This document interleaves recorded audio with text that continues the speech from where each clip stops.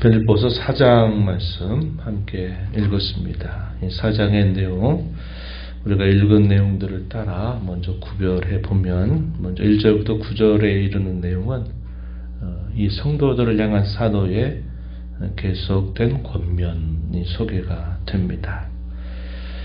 서로를 향해서 혹은 공동체적으로 힘쓸 내용들에 대한 권면, 그리고 각 모든 신자들이 스스로 또 힘써야 될 여러 일들에 대한 권면, 이것이 표현되어 있습니다.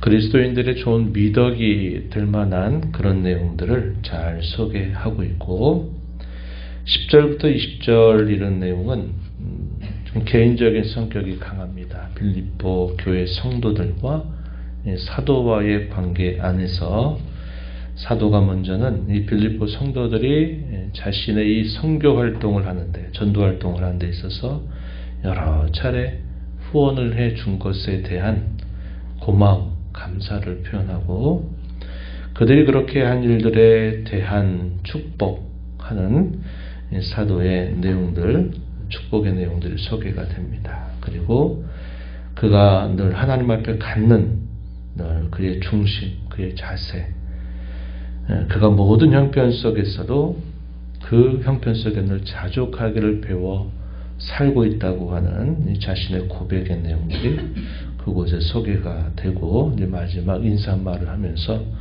이 편지를 마무리하게 됩니다. 이 빌립보서는 에바브로디도라고 하는 빌립보 교회의 신실한 일꾼이 사도에게 찾아와서 이 사도가 아마 이 서신을 기록해서 에바브로디도 편으로 이들에게 다시 보낸 것으로 추정이 된다 말씀을 드렸죠.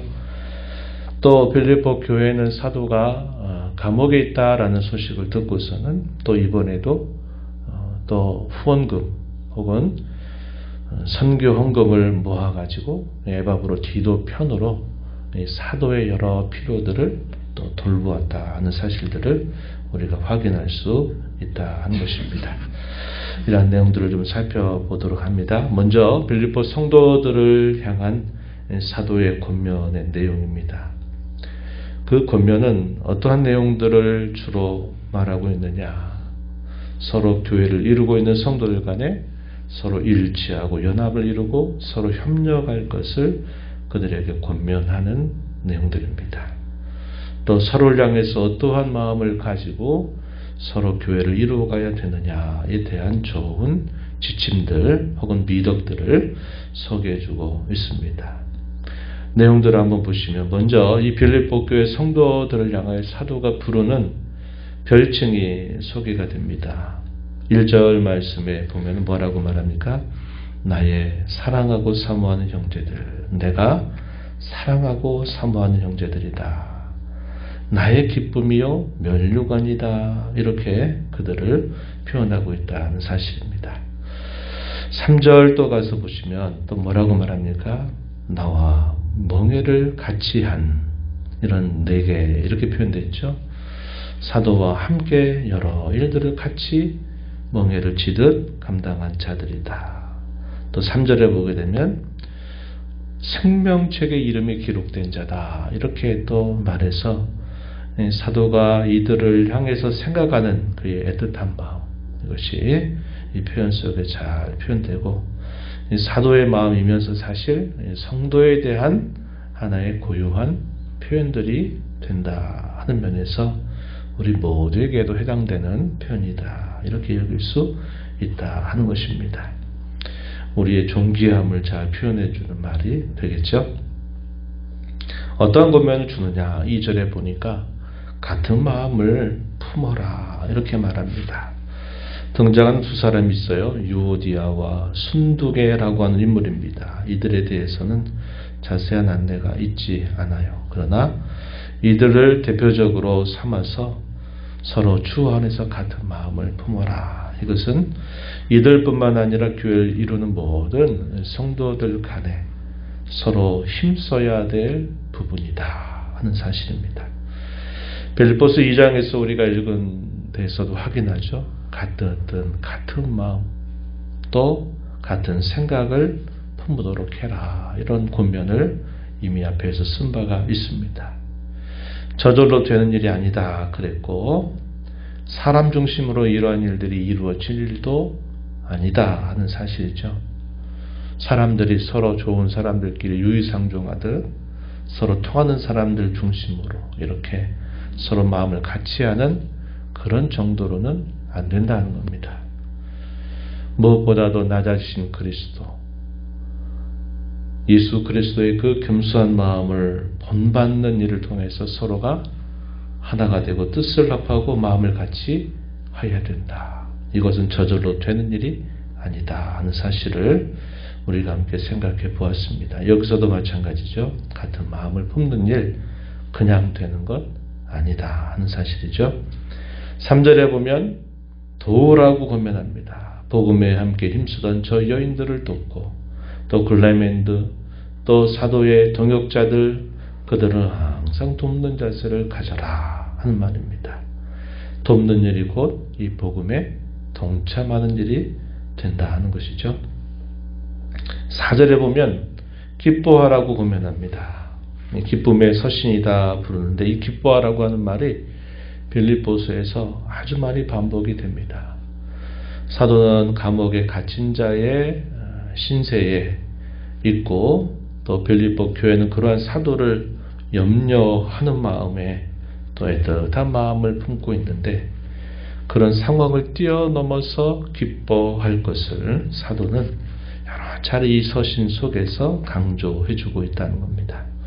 4절에 주 안에서 항상 기뻐하라. 내가 다시 말하노니 기뻐하라. 기뻐한 것 하나님의 뜻이다 하는 사실을 우리가 또 기억하는 말씀이죠.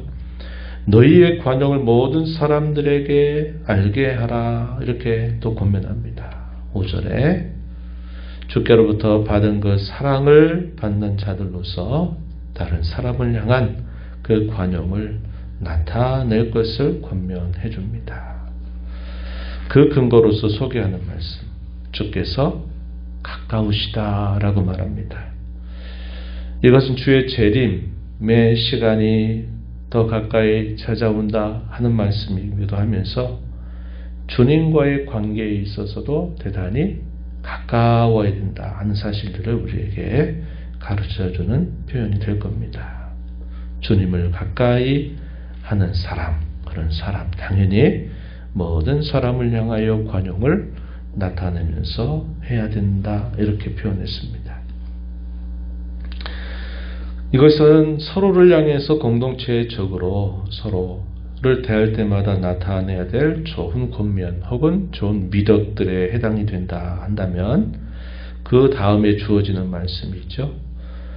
8절 말씀에 보면 이렇게 권면했습니다. 형제들아, 무엇에든지 참되며 무엇에든지 경건하며 무엇에든지 옳으며 무엇에든지 정결하며 무엇에든지 사랑받을 만하며 무엇에든지 칭찬받을 만하며 무슨 덕이 있든지 무슨 기림이 있든지 이것들을 생각하라. 자신과 관계에서 모든 신자들이 이러한 좋은 미덕을 잘 열매로 나타낼 것을 그들에게 권면하고 있다 하는 겁니다.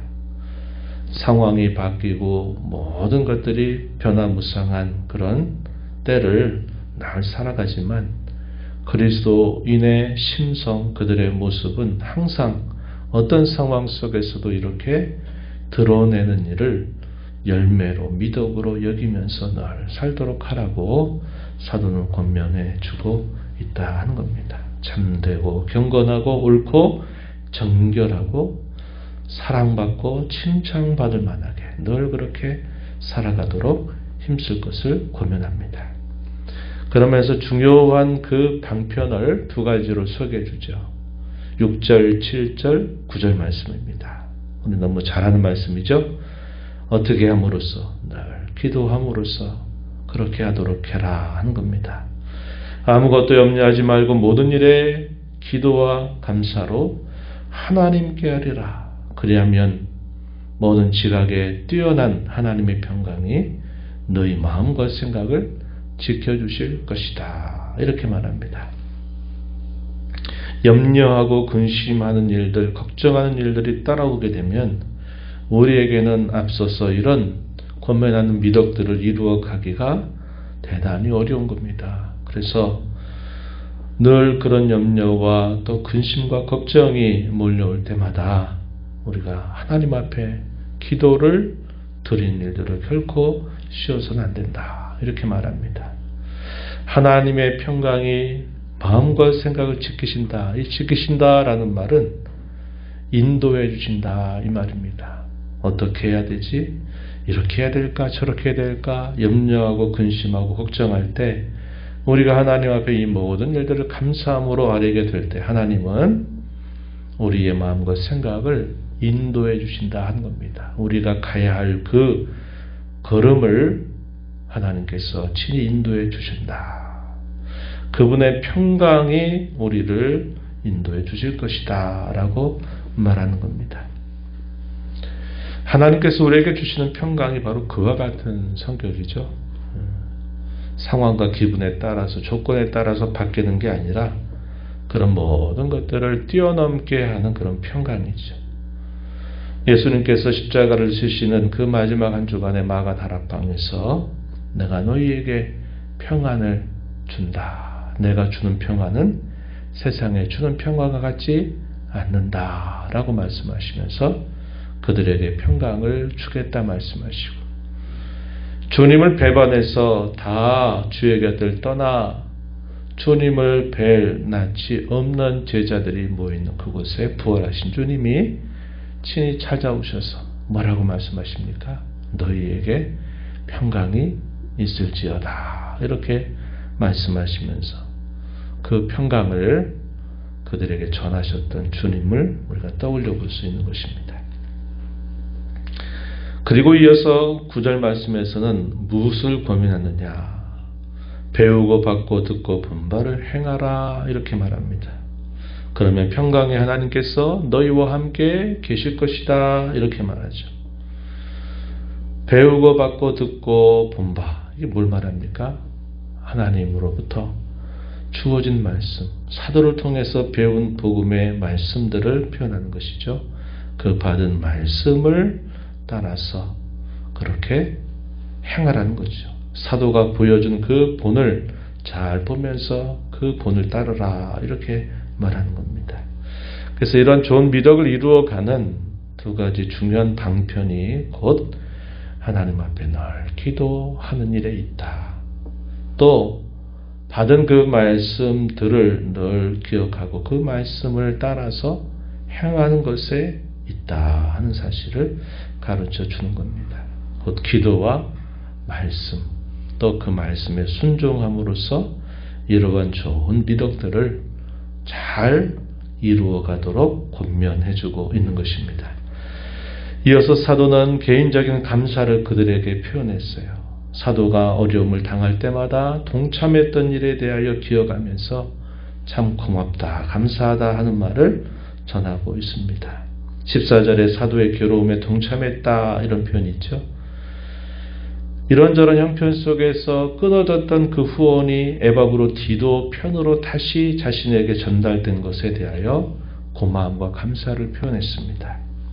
그 일은 처음 있었던 일이 아니라 이미 10여 년 이상 복음의 시초부터 그들이 환난 가운데 복음을 받았던 그때로부터 사도의 여러 형편들을 함께 도와서 이 복음의 사역에 동참했던 일들에 대해서도 기억하고 소개를 해줍니다. 15절 말씀에 보면 복음의 시초의 마게도냐를 떠날 때 유일하게 너희가 나를 도와주었다 이렇게 고마움을 표현하죠. 또 사도가 데살로니가 있을 때에도 이 사도의 필요를 위해서 또 몇 번이나 도움을 그들이 주었던 그것을 기억해 주고 있습니다. 그리고 사도가 이 감옥에 있는 동안에 에바브로 디도 편으로 준 그 도움에 대해서도 고마움과 감사를 표현해 줍니다. 그러면서 그들을 향해서 축복하는 내용들이 소개되죠. 17절에 보면 이것이 선물이 아니라 성도의 유익과 풍성한 열매를 구한 것이다. 주님을 사랑하는 마음으로 한 그 성도의 마음을 사도가 잘 알아주고 있는 것이죠. 또 주 안에서 크게 기뻐한다고 말합니다. 14절에서는 참 잘했다라고 그들에게 칭찬을 해주죠. 18절 하반절에서는 많이 들어본 표현일 것입니다. 이것은 받으실 만한 향기로운 제물이고 하나님을 기쁘시게 한 것이다. 이렇게 말합니다. 주일날 늘 헌금할 때, 헌금 기도에 대해서 할 때 제가 이 표현을 사용하는 겁니다. 하나님이 받으실 만한 향기로운 제물이고 하나님을 기쁘시게 한 것이다.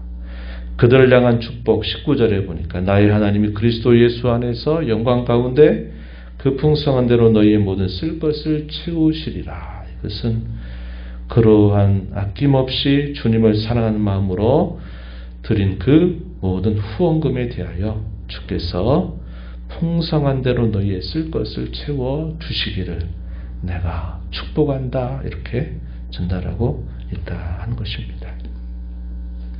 그러한 사도는 후원과 상관없이 자신의 지나온 삶 속에 하나님께서 자신을 연단하고 훈련하신 사실에 대해서도 고백을 나타내 주는데 그 유명한 구절이죠. 4장 11절부터 13절 내용입니다. 나는 어떠한 형편 속에서도 자족하기를 배웠고 나는 삶의 일체의 비결을 다 배웠다. 이렇게 고백하죠. 비천에 처할 줄도 알고 풍부에 처할 줄도 알고 모든 일 곧 배부름과 배고픔과 풍부와 궁핍에도 나는 다 괜찮다. 감당할 수 있다. 내게 능력을 주시는 자 안에서 그분을 통해서 나는 무엇이든지 다 할 수 있다. 이렇게 말한 것입니다. 사도는 대단히 독립적인 거예요. 성도들의 도움을 전적으로 의지하고 그들의 도움이 아니면 안 된다라는 생각을 가지고 있는 게 아닙니다. 자신의 모든 삶 속에 일체의 비결을 많은 훈련과 연단 속에서 가르쳐 주신 그 주님의 은혜로 말미암아 자기는 어떤 형편 속에 있어서도 자기는 다 할 수 있다라는 그런 고백과 다짐을 가지고 사는 것이고 빌립보 교회 성도들은 사도의 이 복음 전파 사역을 위해서 어려운 중에도 자신들의 쓸 것을 아껴서 사도의 이런 일에 동참함으로써 그것이 하나님을 기쁘시게 하는 것이 되고 그들에게 복되는 것이 되는 것임을 보여주고 있다 하는 것입니다. 오늘 우리가 이런 말씀을 보면서 이 사도와 빌립보 교회 성도들의 이 맺어진 관계, 이것은 복음 안에서 또 복음을 매개로 해서 인격적인 신앙 안에서 맺어진 관계라는 사실을 우리가 확인한 겁니다. 성도와 성도의 관계도 이런 관계로 맺어져야 돼요. 그저 사람들 관계, 사람들의 관심, 또 사람들 중심으로 해서 서로 끈끈하게 맺어지는 것보다 더 중요한 것이 하나님의 말씀을 매개로 또 하나님과 함께 늘 기도하는 모습을 통해서 서로 이런 신앙관계로 맺어지는 관계가 되어야 이게 진정한 성도의 모습이다 하는 것을 우리가 배우게 되는 겁니다. 우리가 교회를 이루며 이런 관계를 주 안에서 잘 맺어가는 저와 여러분이 되기를 바라고 오늘 우리에게 주신 이 성도의 미덕들을 마음에 새기면서 우리가 함께 이러한 일들을 잘 이루어가도록 늘 기도하고 듣는 말씀에 잘 순종하며 살아가는 우리 모두가 되기를 진심으로 바랍니다.